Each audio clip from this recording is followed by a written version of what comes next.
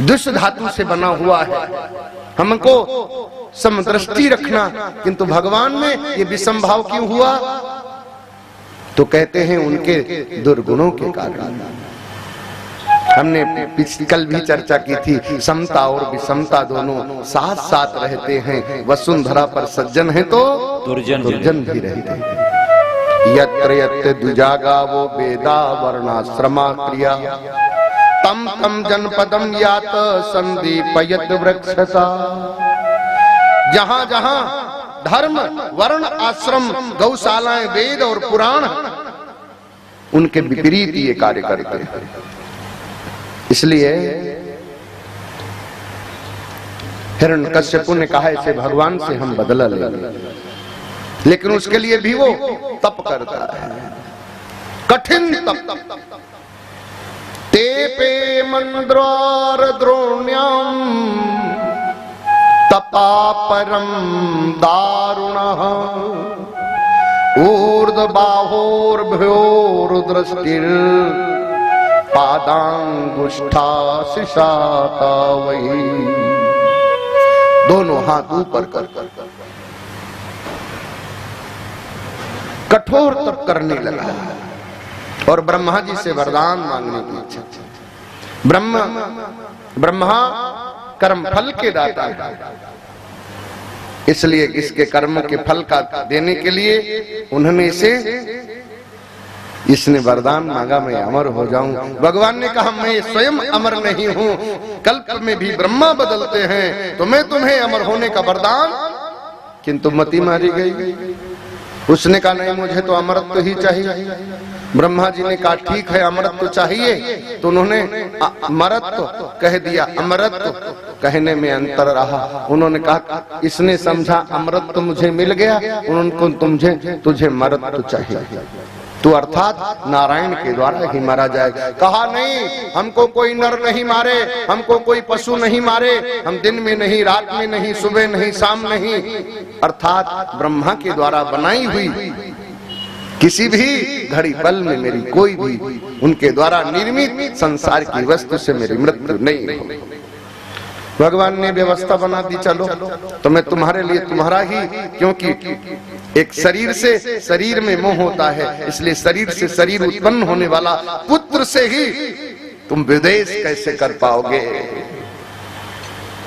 करो विद्वेष, उसका परिणाम मैं भी वो दो रूप धारण कर, शरीर दो होंगे लेकिन नाम एक होगा, रूप भयंकर होगा।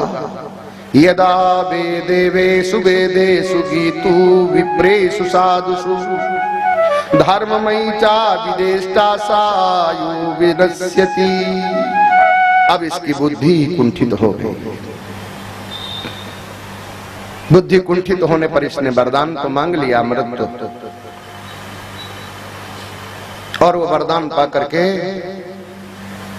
तो आया, किंतु उसी क्षण उसके भाव जगह में तो भगवान से विदेश कर। एक बार आया, विघ्न माना, वापस आया, जाकर के पुनः तप में लगा। पत्नी ने पूछा तप करने गए थे, वापस आ गए?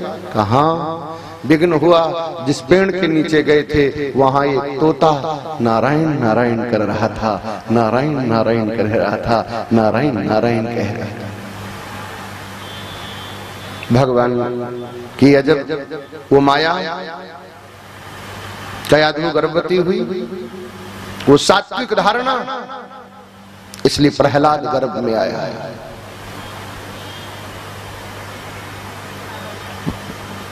इसी बीच इंद्र आया और कयाधु का हरण कर ले गया। देवर्षि नारद जी ने उपदेश किया, अरे अगर हिरण्यकश्यपु होता तो तुम उसकी पत्नी का अपहरण करते।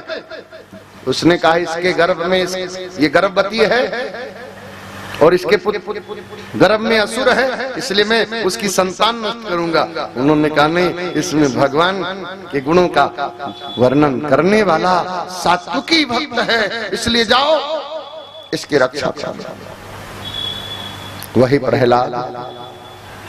आप सब लोग जिनके गुणों से परिचित हैं,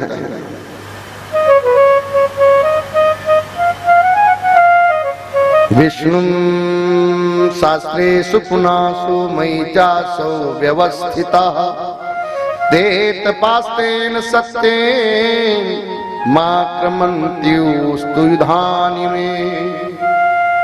जिसको मारने के लिए कई प्रयत्न किए लेकिन उसको मार नहीं पाए। क्या स्थिति बन गई? जब जन्म लिया बचपन से ही सदाचार का पालन करने लगा। ये प्रहलाद अपने साथियों को उपदेश कर रहा है।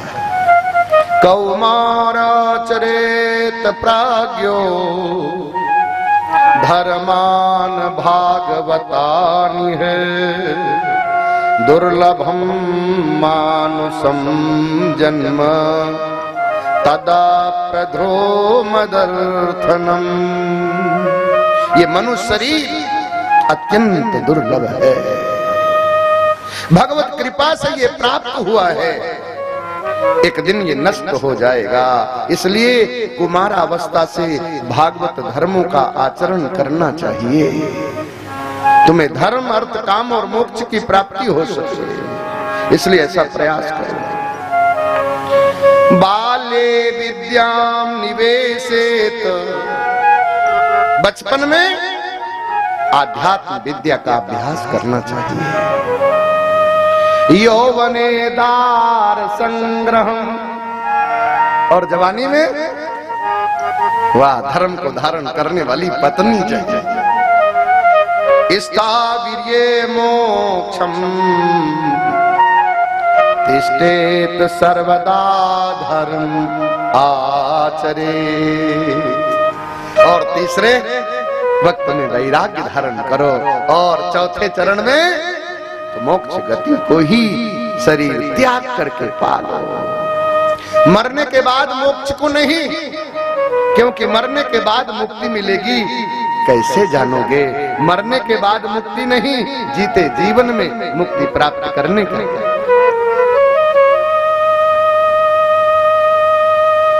पंचमुखी दरबार से श्री महंत राजा रामदास। स्वागतम गुरुदेव शरणागतम गुरुदेव, स्वागतम गुरुदेव शरणागतम गुरुदेव, शुभ स्वागतम गुरुदेव शरणागतम गुरुदेव, शुभ स्वागतम गुरुदेव शरणागतम गुरुदेव, शुभ स्वागतम गुरुदेव शरणागतम गुरुदेव, शुभ स्वागतम गुरुदेव शरणागतम गुरुदेव। अजरामरत प्रवाक्यो विद्यामर्थम च चिन्तये गृहीतयुकेशेषु मृत्युना धर्म आचरे। शरीर नश्वर है, बोलता दो, शरीर नश्वर है। धन और आयु भी अस्थिर है, धन और आयु भी बोलता दो ना, अस्थिर है। शरीर नश्वर है, धन और आयु अस्थिर है। मृत्यु सत्य है, मृत्यु आएगी नहीं आएगी, नहीं आएगी, नहीं आएगी, नहीं आएगी, कोई रोक नहीं सकता है। क्योंकि जो अवतार लेकर आता है, जिसकी ये महिमा है, वो धरा पर भी आया, और धरा से ये महापुरुष आए, जिन महापुरुषों के लिए निमित्त ये भागवत महापुराण, वो भी शरीर धारण करके आए, लेकिन शरीर इस धरा को सौंप कर श्रमस्ती में लीन हो गए। बोलते दो ना, पर अंतर ये है, वो तो श्रमस्ती में विलीन है, वो, पर तुम सृष्टि में रहोगे कि नहीं कहा जा सकता।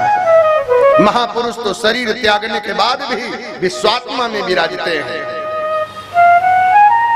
इसलिए महापुरुषों का मृत्यु महोत्सव होता है, महापुरुषों का मृत्यु महोत्सव होता है।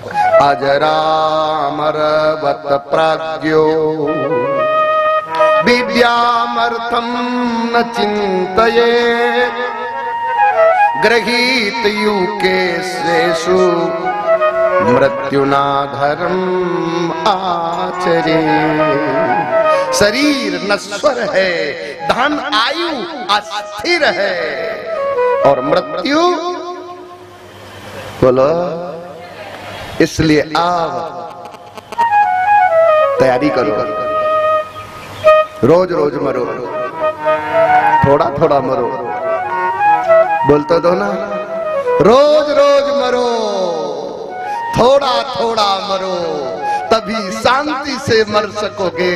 अगर रोज रोज थोड़ा थोड़ा मरने का अभ्यास नहीं करोगे तो प्राण बड़ी कठिनाई से निकलेंगे। रोज रोज थोड़ा थोड़ा मरो, रोज रोज थोड़ा थोड़ा मरो। रोज रोज थोड़ा थोड़ा मरने का मतलब आत्मसात करो। रोज रोज थोड़ा थोड़ा मरने का मतलब आत्मसात करो। छिन्धिम ना संशयम सौम्य स्याचेत विभ्रम कारणम। ऐसी बात कहो जिससे कि बात बन जाए, विश्वास हो जाए और संशय की निवृत्ति हो जाए। नारद जी कहते हैं युधिष्ठिर, प्रहलाद ने अपने साथियों से वही कहा, भैया भैया जो कुछ सिखाया जा रहा है ये संडा मर्काचार, इसलिए विपरीत शिक्षा देने वाले ये राजकीय, ये सरकारी शिक्षक किनके? हिरण्यकश्यपु के। हिरण्यकश्यपु के शासकीय शिक्षक हैं कौन?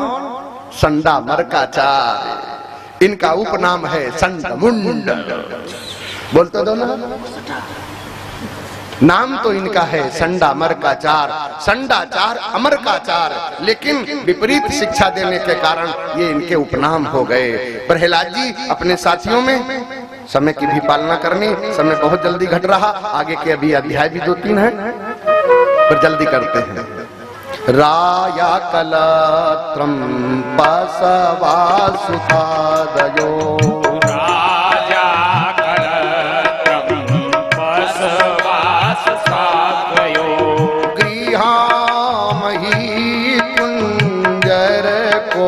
भूतया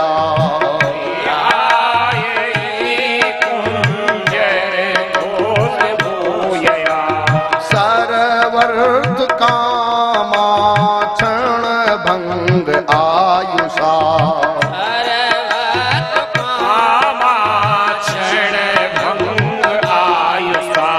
कुर्वन्ति मृत्यस्य प्रिय प्रियं चला।